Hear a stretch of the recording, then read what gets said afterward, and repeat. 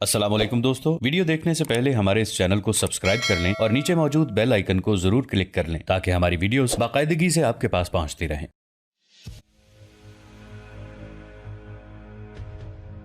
کوشان خان نے پہلے نفی میں گردن ہلائی اور پھر کہنے لگا، اس کا قد کاٹ، اس کا چہرہ، اس کی پیشانی، اس کی آنکھوں کی چمک بتاتی ہے کہ ایسے نوجوان بے وفائی نہیں کرتے۔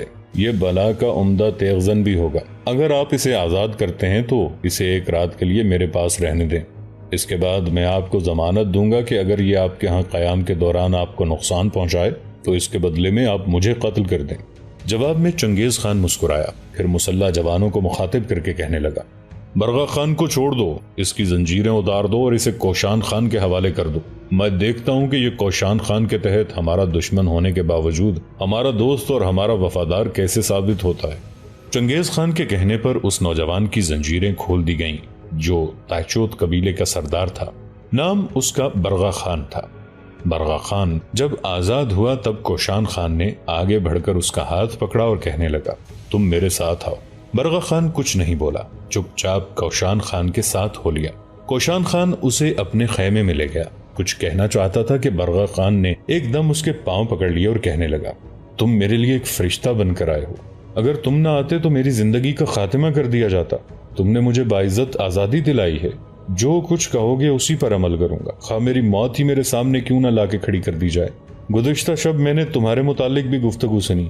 تم یہاں نوارد اجنبی کی حیثیت سے آئے ہو اور ایک مقابلے میں تم نے چنگیز خان کے بہترین تیغزن قراچہ خان کو لمحوں کے اندر زیر کر کے اسے ایک ہاتھ سے اٹھا کر فضا میں بلند کر دیا۔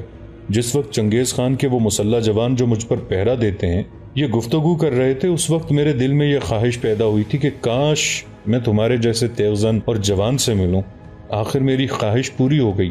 اب میں تمہارے سپرد ہوں، تم جیسا کہو گے میں ویسا ہی کروں گا۔ اس پر کوشان خان نے ایک لمبا سانس لیا اور کہنے لگا، میرے بھائی، میں 1-2 روز تک یہاں سے کوچ کر جاؤں گا۔ تم منگولوں کے اندر رہ کر ہی کام کرنا۔ ہو سکتا ہے کسی موقع پر میں تمہاری ضرورت محسوس کروں۔ اس موقع پر برغا خان نے ایک گہری نظر کوشان خان پر ڈالی، پھر کہنے لگا، میں تمہارے ساتھ وعدہ کرتا ہوں، تمہارے جانے کے بعد میں ان منگولوں کے اندر ہی قیام کروں گا اور جب کبھی بھی میری ضرورت پڑی تو میں اپنی زندگی تمہارے لیے فدا کر دوں گا۔ برغا خان کے ان الفاظ پر کوشان خان خوش ہو گیا تھا۔ پھر کوشان خان برغا خان کو مختلف امور سمجھانے لگا۔ منگولوں کے اندر قیام کے دوران کوشان خان نے یہ اندازہ لگایا تھا کہ منگولوں کے اوپر کے دھڑ لمبے ہوتے تھے جن پر وہ سردی سے بچنے کے لیے تیل مل لیتے تھے۔ ان کے چھوٹے چھوٹے پاؤں گھوڑوں پر سوار ہوتے ہوئے خمیدہ ہو جاتے تھے۔ ان کے حواس جانوروں کی طرح تیز تھے۔ رات کو ان کی آنکھیں تاریکی میں بہت دور تک دیکھ سکتی تھی۔ گھوڑے سے نیچے اتر کر گھاس اور کائی کو دیکھ کر وہ بتا سکتے تھے کہ وہ دشت میں کس مقام پر ہیں۔ اپنے گھوڑوں کی چھوٹی چھوٹی رکابوں میں پاؤں جمائے ہوئے افق کی طرف نگاہیں اٹھاتے ہوئے وہ سوار چلے جاتے تھے۔ افق کے اس پار دشمن ان سے ان کے گلوں کو چھین لیتے تھے۔ ان پر اکثر و بیشتر حملہ آور ہوتے تھے۔ ہر سوار کے پیچھے ایک نیزہ یا لمبی خمیدہ تلوار لڑک رہی ہوتی تھی۔ اس کے بائیں جانب کلہاڑی یا سینگوں سے مضبوط کی ہوئی کمان ہوا کرتی تھی۔ اس کے بائیں جانب ترکش جس تک انگلیاں بڑی آسانی سے پہنچ جاتی تھی۔ بڑی تیزی سے وہ ترکش سے تیر نکالتے اور چلاتے تھے۔ ان کے پاس اٹھتے بیٹھتے کوشان خان نے یہ بھی جانا کہ ان کے باپ دادا شکاری تھے۔ منگول خود بھی بڑے سلیقے سے شکار کھیلتے تھے۔ اکثر و بیشتر شکار کے لیے وہ باز پالتے تھے جو اتنی اوپر جا کر چڑیوں کا شکار کرتے تھے جہاں تک ان کے تیر نہیں پہنچ سکتے تھے۔ مورخین لکھتے ہیں کہ اکثر وہ سیر ہو کر کھانا کھاتے اور پیتے بھی اس قدر تھے کہ بالکل مدہوش ہو جاتے تھے، لیکن ان کی شراب جانور کا سڑا ہوا دودھ، خاص طور پر گھوڑی کا دودھ تھا جسے وہ غذا کی غذا اور نشے کا نشہ سمجھتے تھے۔ منگولوں میں سے اکثریت کے گھر ان کے خیمے ہوتے تھے جن میں اون کی کئی تہیں ہوتی تھی۔ شہد کی مکھیوں کے چھتے کی طرح جانوروں کی اون کو تیل پلایا جاتا تھا یا اس پر دودھ کی تہ جمائی جاتی تھی تاکہ سردی کی روک ہو سکے۔ چھت کے بیچ میں ایک ذرا سا سوراخ کر دیا جاتا تھا تاکہ اس سے دھواں نکل سکے، لیکن دھوئیں سے خیمے کے اندر کا حصہ کالا ہو جاتا تھا۔ باہر سے خیمے کو بہرحال ضرور اجلا رکھا جاتا تھا۔ منگول توہم پرست بہت تھے۔ جب ان میں سے کوئی بیمار ہوتا یا بیماری ان کے اندر پھیلتی تو وہ اپنے جادوگر کو بلواتے جسے وہ شامان کہہ کر پکارتے تھے، جو ڈھول بجوا بجوا کر ناچ ناچ کر ایک طرح سے ان کی تکلیفیں دور کرنے کا دعویٰ کرتے تھے۔ اس کے علاوہ منگولوں کے ہاں یہ بھی وہم تھا کہ کوئی خیمے کی دہلیز پر ٹھوکر کھاتا تو اس کے معنی یہ تھے کہ خیمے پر کوئی مصیبت آنے والی ہے۔ اگر کوئی بھیگے جوتے پہنے اندر چلا آتا تو اس کے لیے یہ ڈر تھا کہ آسمان سے اس پر بجلی کی چمک کڑکے گی، مصیبت رونما ہونے والی ہے۔ کوئی بھی منگول ایسے خیمے میں رہنا پسند نہیں کرتا تھا جس پر بجلی گر چکی ہو۔ سردیوں کے موسم میں شمال کی طرف سے کالی آندھی کے جھکڑ چلتے تھے۔ اس آندھی کو وہ بورنگ کا نام دے کر پکارتے تھے۔ یہ ایسی تیز آندیاں ہوتی تھیں کہ چراگاہوں میں ایک طرح سے جھاڑو پھیرتی چلی جاتی تھیں۔ ایسے موسم میں وہ بھیڑ اور ہرن کی کھالیں لپیٹ کر اپنے گنبد نما خیموں میں الاؤ کے پاس لیٹ جاتے تھے۔ ان کے خیمے جن میں وہ سوتے تھے سفید اون کے بنے ہوتے تھے۔ خیمے کا ڈھانچہ لکڑی کا ہوتا تھا۔ کبھی خوبصورتی کے لیے اون پر انگور کی بیلوں اور چڑیوں اور جانوروں کی تصویریں بنائی جاتی تھی۔ یہ خیمے گاڑیوں پر نصب کیے جاتے تھے۔ گاڑی کے دونوں پہیوں کا درمیانی فاصلہ تقریباً 20 فٹ ہوتا تھا۔ بڑے چھکڑے جنہیں بڑے یورت کہتے تھے انہیں 20 سے 22 بیل کھینچتے تھے۔ گھر کا ساز و سامان اور خزانہ یہ لوگ زیادہ اونچی اونٹ گاڑیوں میں لے جاتے تھے۔ اس طرح ندیاں پار کرتے ہوئے ان کا یہ سامان بھیگتا نہیں تھا۔ جن منگولوں کی ایک سے زائد بیویاں ہوا کرتی تھیں، جب ان کے خیمے نصب کیے جاتے تھے تو پہلی بیوی کا خیمہ اس کے شوہر کے مغرب میں نصب کیا جاتا تھا۔ اوروں کے خیمے تھوڑے تھوڑے فاصلے پر مشرق کی طرف لگائے جاتے تھے۔ ان کی کماری لڑکیاں بھی خوب کام کرتی تھیں۔ ایک ایک لڑکی 20-30 گاڑیاں ہانکتی تھی۔ ان کے علاقوں کی اکثر زمین ہموار ہوتی تھی، اس لیے وہ گاڑیوں اور ٹھیلوں کو ایک دوسرے سے باندھ دیتے تھے اور لڑکیاں سامنے کے ٹھیلے پر بیٹھ کر بیلوں کو ہانکتی تھیں۔ باقی گاڑیاں خود بخود پیچھے چلی آتی تھیں۔ منگول مرد اپنے خیموں میں تیر کمان اور زین بناتے تھے۔ خیمے اور گاڑیاں بھی بناتے تھے، گھوڑوں کی دیکھ بھال کرتے، گھوڑیوں کا دودھ دوہتے، اون کے کپڑے بنتے اور ان کپڑوں کو اپنی زین کے نیچے رکھتے تھے۔ جاڑوں میں یہ لوگ چمڑے کے 2 لبادے پہنتے تھے، ایک میں بالوں کا رخ اندر ہوتا اور دوسرے میں باہر۔ ان کے پاجامے بھی چمڑے کے ہوتے تھے۔ اکثر وہ اپنے کپڑوں میں ریشم کے جھالر لگاتے تھے جو ہلکی، نرم اور گرم ہوتی تھی۔ اس کے علاوہ پہاڑی بھیڑوں کے سینگوں سے وہ شراب پینے کے لیے گہری گہری پیالیاں بناتے تھے۔ یہ اتنی بڑی ہوتی تھیں کہ ایک ہاتھ میں لگاتار 2 پیالیاں سنبھالنا مشکل ہوتا تھا۔ منگول عورتیں مردوں سے بھی زیادہ دشت آزادی کی دلدادہ تھیں۔ وہ اپنے خیموں کی ملکہ ہوتی تھیں۔ خاندان کے مال و اسباب کی حفاظت ان کے ذمے ہوتی تھی۔ جب مرد شکار یا حملے کے لیے جاتے تو سارا کاروبار عورتیں چلاتی تھیں، حالانکہ دن رات اس فکر میں گزرتے تھے کہ کل معلوم نہیں کیا پیش آ جائے۔ منگول عورتیں مردوں کے سے کپڑے پہنتی تھیں، بھیڑ کے چمڑے کے اونچی ایڑی کے جوتے پہنتی تھیں، اکثر سرخ رنگ کے چمڑے کے پاجامے اور چوڑے چوڑے کوٹ وہ اپنے سینے پر لپیٹ لیتی تھیں جو بالکل مردانہ ہوتے تھے۔ اگر کہیں سے ریشم مل جاتا تو اسے شوق سے پہنتی تھی۔ ان کی ٹوپیاں البتہ مردوں سے مختلف ہوتی تھیں، کیونکہ انہیں چوڑے سمور کے کنارے پسند نہیں تھے جو گرمیوں میں اوپر اٹھا لیے جاتے تھے اور طوفان میں کندھوں تک پہن لیے جاتے تھے۔ اس کے علاوہ عورتوں کو اپنے گلوں کی حفاظت کے لیے مردوں کی طرح دن بھر میں 70 میل سواری کرنا پڑتی تھی۔ ان کا نقاب زیادہ تر سفید کپڑا ہوتا تھا جو آنکھوں کے نیچے سے سینے تک لٹکا ہوتا تھا تاکہ انہیں گرد مسلسل اور آندھی سے محفوظ رکھ سکے۔ وہ تیروں سے بھیڑیوں کا شکار کھیل لیتی تھیں اور اکثر میدان جنگ میں مردوں کے ہمراہ جاتی تھیں۔ کبھی کبھی وہ جنگ میں خود بھی شریک ہوتی تھیں۔ کسی منگول خاندان کی مالی حالت کی ناکامی یا کامیابی کا انحصار ان عورتوں پر ہوتا تھا۔ وہ سمور ہموار کرتی، جانوروں کی آنتوں کو سکھا کر تافت بناتی تھیں، نمک ڈال کر چمڑے کو خشک کرتی تھیں، دودھ کو جو ان لوگوں کے لیے بیش قیمت غذا تھی چمڑے کی تھیلیوں میں ہلا ہلا کے جما لیتی تھیں اور خیموں کو گرم رکھنے کے لیے ایندھن بھی جمع کر لیتی تھیں۔ منگول عورتیں بڑی جفاکش تھیں، چھکڑے ہانکتی تھیں، جانوروں پر بوجھ لادتی تھیں، گایوں کے دودھ دھوتی تھیں، مکھن بناتی تھیں، چمڑے کی دباخت کرتی اور ریشم کے دھاگے بناتی تھیں۔ جوتے، جرابیں، کپڑے اور خیموں کے لیے اونی پارچہ بنانا بھی انہی کا کام تھا۔ یہ عورتیں بجلی کی کڑک سے بہت ڈرتی تھیں۔ جن سرزمینوں میں ان منگولوں کا مسکن تھا وہ علاقہ بھی بڑا عجیب و غریب تھا۔ ان کے ساتھ بالکل جنوب میں صحرائے گوبی تھا، اس کی ریت پھیلتی جا رہی تھی۔ بائیں جانب کوہستان التائی، مشرق اور جنوب کی جانب کوہستان خنجان تھا۔ شمال میں یہ علاقہ بحرہ منجمد شمالی برفانی دلدلوں اور ٹنڈرا سے شروع ہو کر جنوب کے برفانی پہاڑوں، تبت اور ہمالیہ تک پھیلا ہوا تھا۔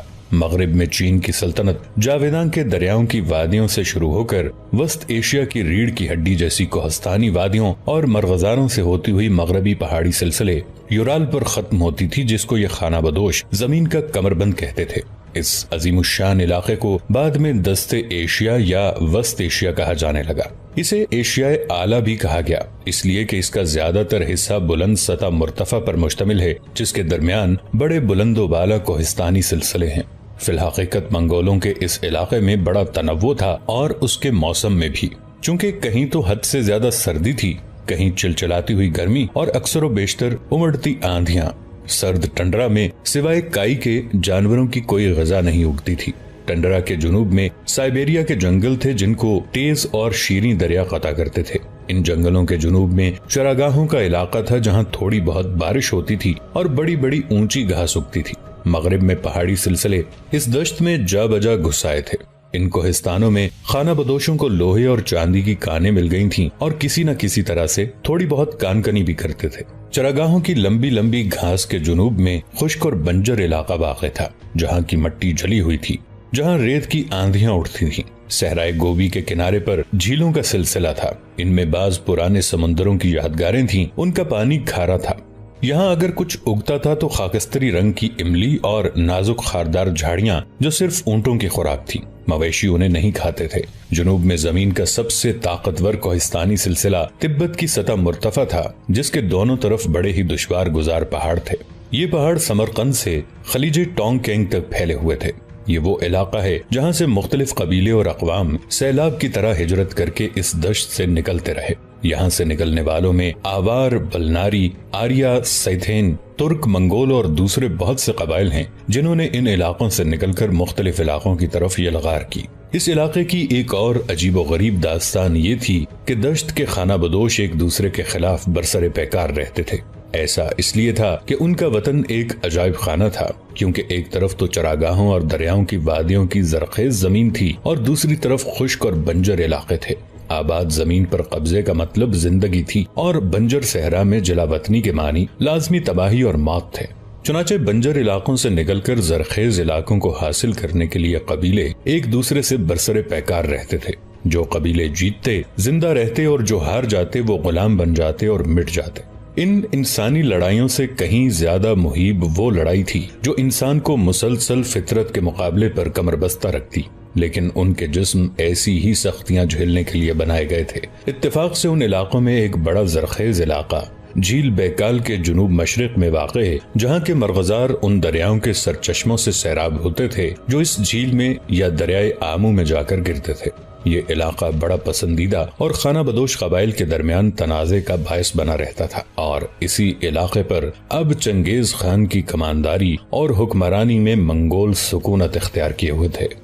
تیسرے دن جب بغداد سے آنے والا خلیفہ بغداد کا وفد اور طبرستان کا سابق حکمران بدر الدین امید کوچ کرنے لگے تھے، تب کوشان خان نے بھی اپنے کوچ کو آخری شکل دی۔ جب وہ اس یورت سے باہر آیا جس میں اس کی رہائش تھی، تب اس نے دیکھا اس کے یورت سے باہر کنجار کی بیوی توبائی اور بہن اولون دونوں کھڑی تھی۔ اولون ایک گٹھڑی اٹھائے ہوئے تھی۔ یورت سے کوشان خان جب باہر آیا تب اولون بڑی سنجیدگی سے اس سے مخاطب ہو کر کہنے لگی، تم کسی دھوکے کسی فریب میں مبتلا نہ ہو جانا کہ میں تمہیں پسند کرنے لگ گئی ہوں، اس لیے کہ جب پہلی بار تم اس یورت میں آئے تھے تو میں نے تم سے پوچھا تھا کہ چنگیز خان نے تمہارے ساتھ وعدہ کیا ہے کہ ہمارے ہاں جو بھی لڑکی تمہیں پسند آئے گی اسے تم سے بیاہ دیا جائے گا۔ اسی اعلان کو مد نظر رکھتے ہوئے میں نے تم سے پوچھا تھا کہ اگر مجھ جیسی لڑکی تمہیں ملے تو شادی کر لو گے، لیکن تم نے انکار کر کے یہ ثابت کیا کہ تم اخلاق اور کردار کے پختہ انسان ہو۔ لیکن یہ بات اپنے ذہن میں بٹھا کر جانا کہ اگر یہاں قیام کے دوران تم یہ مطالبہ کرتے کہ مجھے تم سے بیاہ دیا جائے تو میں تم سے شادی کرنے سے انکار کر دیتی۔ اس کی پہلی اور بڑی وجہ یہ ہے کہ میں مسلمانوں کو پسند نہیں کرتی، اور دوسری وجہ یہ کہ تم قراچہ کی بے عزتی کا باعث بنے جو میرے بھائی کنجار کا چچا زاد ہے۔ یہاں تک کہنے کے بعد اولون رکی، پھر کہنے لگی، چونکہ تم نے ہمارے ہاں ایک مہمان کی حیثیت سے قیام کیا ہے اور جس یورت میں تمہیں ٹھہرایا گیا تھا وہ یورت اکثر و بیشتر میرے استعمال میں رہا ہے، ایک مہمان کی حیثیت سے ہم تمہیں خالی نہیں جانے دیں گے۔ اس گٹھڑی میں تمہارے لیے کچھ کپڑے اور دوسرا سامان ہے تاکہ تمہارے ذہن میں یہ بات رہے کہ جن کے ہاں تم مہمان کی حیثیت سے چند دن قیام کر چکے ہو ان کی طرف سے تمہارے لیے الوداعی تحفہ ہے۔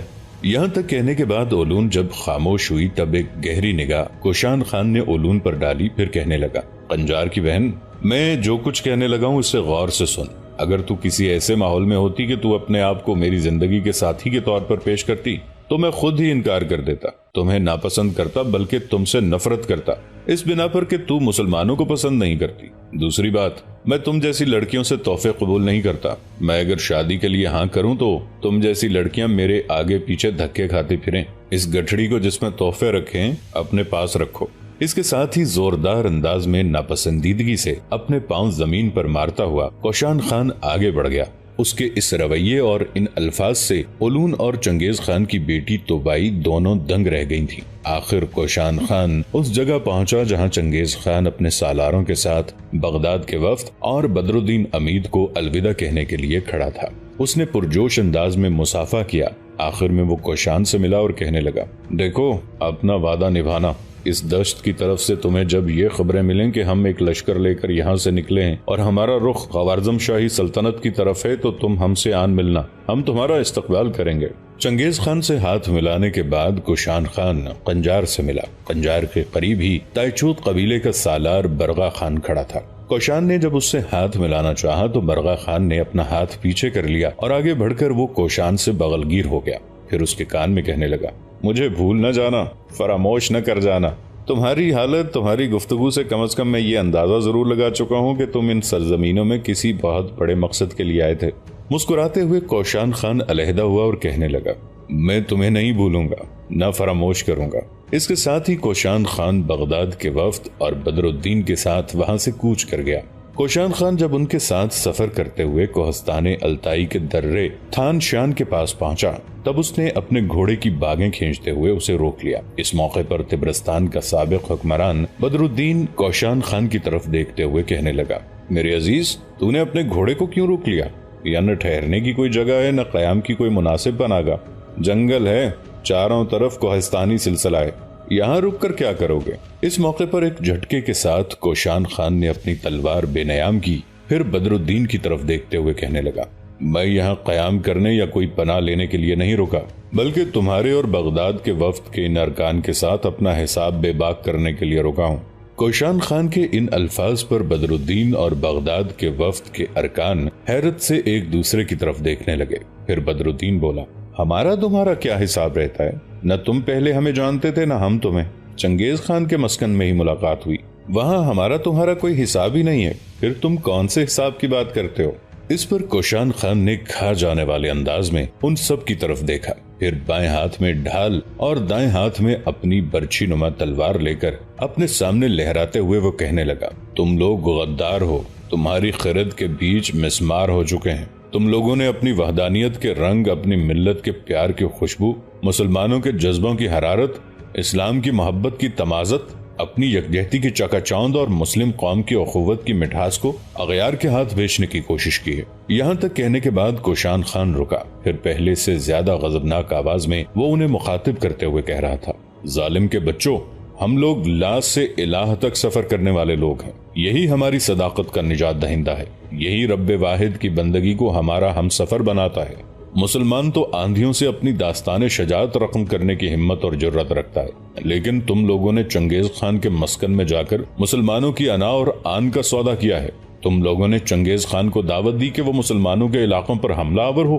ظالم کے بچوں، جس طرح تیز ہوا بادوانوں میں گریں ڈال دیتی ہے، اسی طرح جب یہ منگول مسلمانوں کے علاقوں پر حملہ آور ہوں گے تو یاد رکھنا، ہنستے شہروں کو مقبروں میں، جوان بستیوں کو کھنڈروں، آباد راستوں کو سنسان، روحوں کی درندگی کو آہوں، جان کی تابندگی کو بجھتی شمع میں تبدیل کر کے رکھ دیں گے۔ تم وہ غدار لوگ ہو جنہوں نے اغیار کو اپنی وادیوں کو خون آلود، اپنی رہائش گاہوں کو بخار زدہ کرنے کی دعوت دی ہے، جو ہر ذی جان کو لرزہ براندام اور موت کا سکوت دوام دے جائے گی۔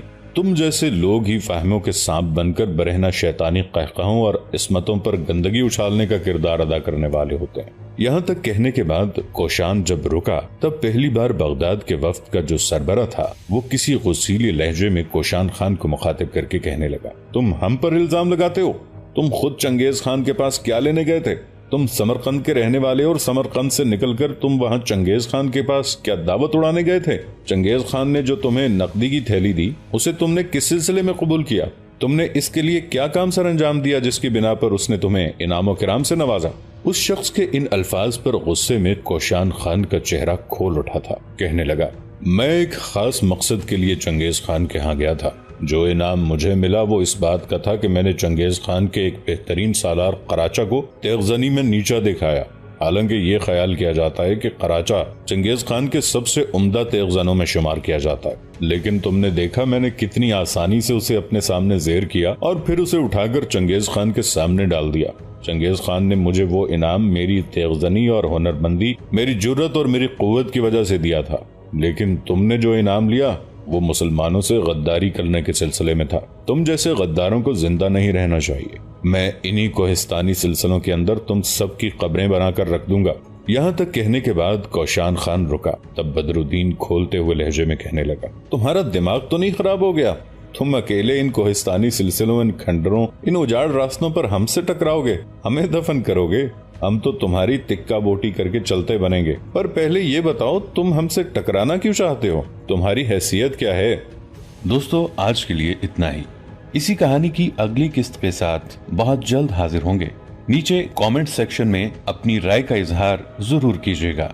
ہمارے اس چینل کو سبسکرائب کر کے نیچے موجود بیل آئیکن کو بھی ضرور کلک کیجیے گا۔ اگلی ملاقات تک کے لیے ہمارا اور آپ کا اللہ نگہبان۔